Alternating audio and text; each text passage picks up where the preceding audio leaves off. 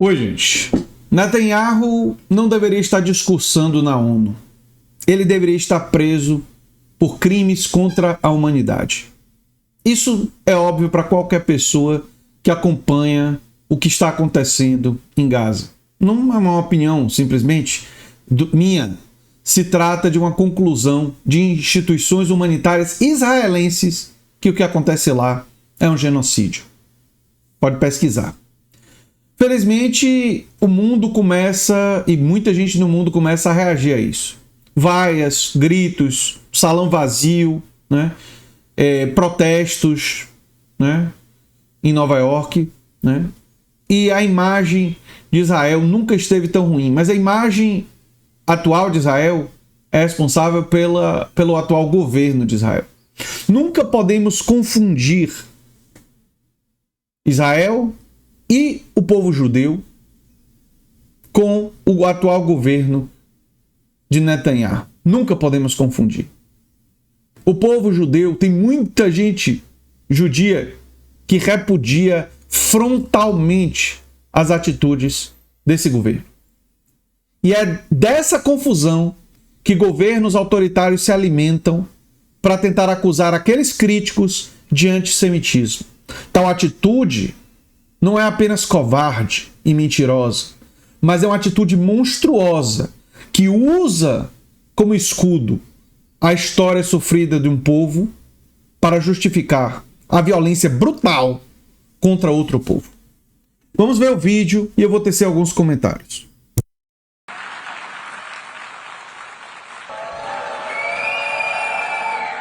Please, order in the hall. Please, order in the hall.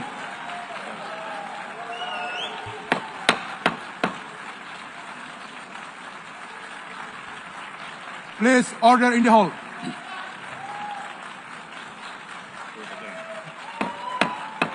Please, order in the hall. Quem já veio a Nova York sabe, e quem não veio eu vou contar, que os quarteirões são muito longos, né? Eles são curtinhos nas ruas, então da 44 para 45 é um pulo, mas eles são longos entre as avenidas, são retangulares. Então da primeira avenida para a segunda avenida é bastante chão.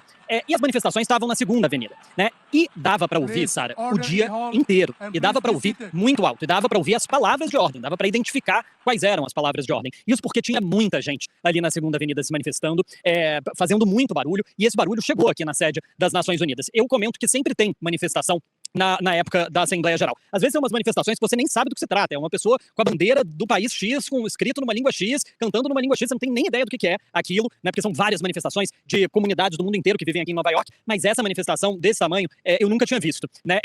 Enfim, foi algo muito forte. E a manifestação não aconteceu só do lado de fora, né? Era manifestação do lado de fora e também manifestação do lado de dentro, né? Aquela cena que viralizou nas redes sociais, né? Quando o Benjamin Netanyahu entra no plenário das Nações Unidas e depois antes dele começou a falar, né, as delegações se levantam, e aí a maioria das delegações, incluindo a delegação brasileira, aquilo ali foi um ato político de protesto de todos eles, e vale ressaltar aqui que Netanyahu foi o primeiro a falar.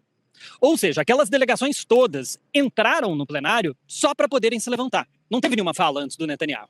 Eles entraram no plenário só para deixar claro que eles iam se levantar antes da fala do Netanyahu.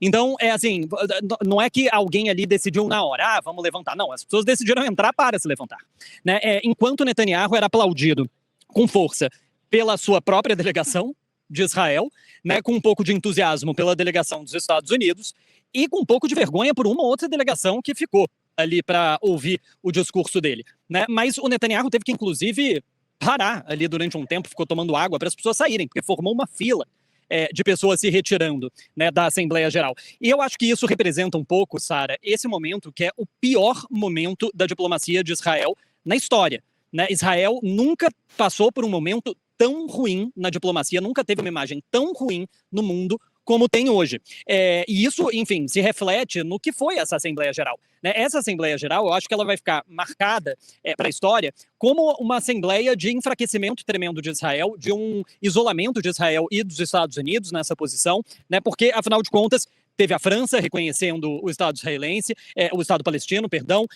Né, a gente teve outros países que também, né, recentemente reconheceram: Reino Unido, Portugal, Bélgica, Dinamarca, Canadá, Austrália. E esse foi o primeiro encontro depois disso, né? Eu acho que mostra uma Assembleia Geral nesse momento, onde há um consenso, né, internacional de que o que acontece em Gaza é um genocídio.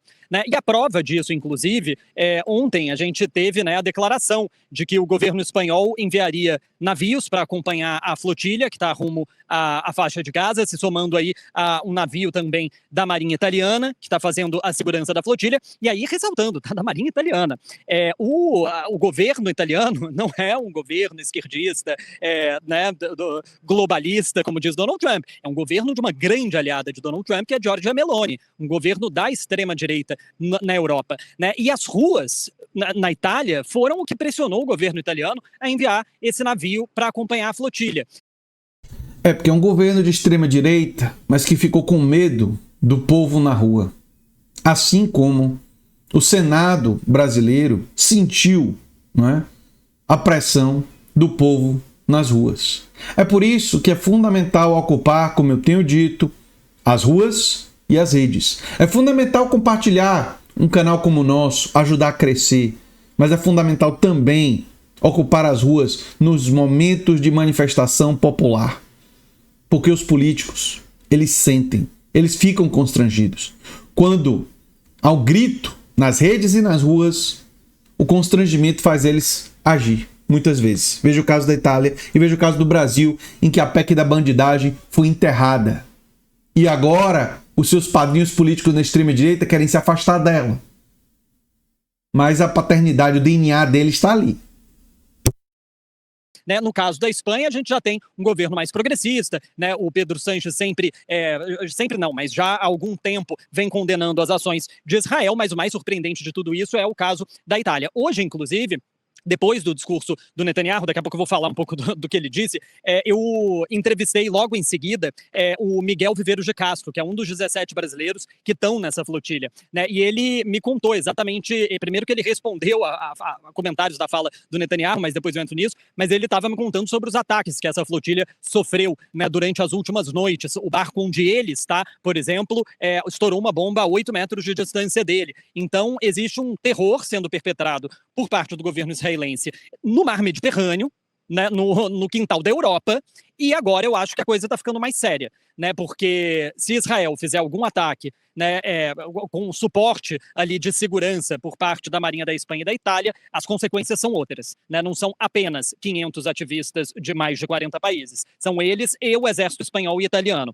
Então isso é mais uma amostra desse isolamento de Israel. Mas agora entrando na fala do Netanyahu, ele começou esse discurso falando um monte do Irã, né, falando que o Irã financia organizações terroristas por todo o Oriente Médio. Ele mostrou um mapa do Oriente Médio que ele mostrou no ano passado, depois ele pegou esse mesmo mapa e foi cortando, né, Houthis, governo sírio, Hamas, né, falando de todos os ataques que Israel perpetrou durante esse último ano, afirmando que eles teriam né, feito um grande favor ao mundo. Ele agradeceu Donald Trump pelo ataque contra as instalações nucleares do Irã e disse que o Trump, que ele mencionou múltiplas vezes no discurso, é quem entende melhor que os inimigos de Israel são também os inimigos do Ocidente. Ele citou o 11 de setembro, porém, por exemplo, e ele falou que ainda não terminou a guerra em Gaza, que a guerra em Gaza vai continuar, que Israel precisa acabar com o trabalho e aí... Não é guerra, é genocídio. É muito importante diferenciar. Mas enfim, vamos seguir. Eu sei que o Pedro Paiva está reproduzindo a fala do Netanyahu. Não é que ele pense assim, óbvio. Ele está se referindo à aniquilação total do Hamas, segundo o discurso dele, né? O que parece ser o objetivo final não é só isso, né? A aniquilação total e completa do povo palestino. Ele teve um momento que ele citou ali os nomes dos sequestrados de Israel que ainda estão vivos na faixa de Gaza, e ele afirmou que o governo israelense colocou múltiplas caixas de som gigantes viradas para Gaza e que aquele discurso estaria sendo transmitido ao vivo para Gaza, e aí ele falou em hebraico, o discurso foi quase todo em inglês, afinal de contas, né, o Netanyahu cresceu aqui nos Estados Unidos, fala inglês perfeitamente, com praticamente nenhum sotaque. Ele falou em hebraico ali para os sequestrados, disse que Israel não esqueceu deles e que lutaria até o fim para resgatá-los, e também depois falou direcionado para o Hamas, exigindo que eles baixassem as armas. Agora, ele criticou muito também os líderes ocidentais que reconheceram o Estado palestino. E aí, essa é a parte da fala que eu acho que tem pouca gente que acredita hoje em dia, Sara. Não sei se ainda tem quem acredite de fato, mas ele afirmou que não há um genocídio na faixa de Gaza. que não tem genocídio nenhum, que um governo genocida, por exemplo, não avisa que vai bombardear um lugar antes, né? Avisa para as pessoas saírem. Esse é o argumento dele de que não é um genocídio. Ele diz, por exemplo, que a fome em Gaza não é culpa de Israel. A fome em Gaza é culpa do Hamas, né? Esse é o mesmo discurso que o Netanyahu vem fazendo há muito tempo. A flotilha, por exemplo, que está levando suprimentos para Israel, para a Palestina, para a faixa de Gaza, de acordo com o governo israelense, eles não podem entrar porque eles poderiam estar levando armas para o Hamas. Hoje eu perguntei para o Miguel Viveiros de Castro, eu falei, você está levando arma? Tem arma aí no seu barco para levar para o Hamas? E o que ele me respondeu foi, não tem e não precisa acreditar em mim, porque a gente passou por revista da polícia espanhola, da Tunísia, da Grécia, da Turquia, todo lugar que para, revista o nosso barco. Eles não querem deixar os mantimentos chegarem, porque o objetivo do governo de Israel é claro, é evidente. É evidente. Quer dizer, eu acho, inclusive, eu tenho praticamente certeza que quando a gente observa as atitudes das autoridades israelenses, eles não estão mais escondendo. Porque não dá para esconder. Então não existe, né? Isso é uma grande mentira, né? E o único problema é levar ajuda humanitária para Gaza. Enfim, Sara, foi uma fala longa também, né? Ele não se ateve aos 20 minutos que é dado a cada líder mundial, ele falou mais longamente do que isso, mas foi uma fala que, sinceramente, Sara, eu não sei mais quem acredita, né? Todo mundo que saiu ali saiu porque não acredita, né? No que seria dito por ele. E aí... Não tem como acreditar, não tem como acreditar. Realmente, quem acredita é porque apoia um genocídio. Não dá para ser tão ingênuo, né? Diante dos números, diante das imagens, não dá. É porque tem gente que realmente desumanizou tanto o povo palestino que aceita o genocídio. E isso vai ficar no livro de história. As pessoas que passaram pano para isso, gente que saiu em manifestação com bandeira de Israel, defendendo o governo de Israel nesse momento histórico, aguardem. Vocês serão lembrados todos como passadores de pano para um genocídio. Todos, viu? Essas figuras aí. E aqueles que fizeram oposição, aqueles que denunciaram, como a gente aqui, isso também será lembrado. Isso aqui será lembrado. Que existiram forças espalhadas em todo o mundo. Comunicadores, jornalistas corajosos, gente como Breno Altman, não é? Muita gente no Brasil e espalhada pelo mundo. Espalhados pelo mundo, inclusive muitos judeus, que tiveram a coragem de denunciar esse absurdo. Eu sou André Teixeira Jacobino, o canal é a Nova Máquina do Tempo. Se você gosta do que a gente faz, se inscreve, dá um like, compartilha. Quem sabe vira membro ou apoiador, pode fazer um pix para andretj@terra.com.br ou pode fazer um dos nossos cursos. O curso Como Fazer Mestrado ou Doutorado está com as inscrições abertas para encontros comigo em janeiro. E se você gostou desse vídeo, provavelmente vai gostar do vídeo sugerido no final. Um abração, gente.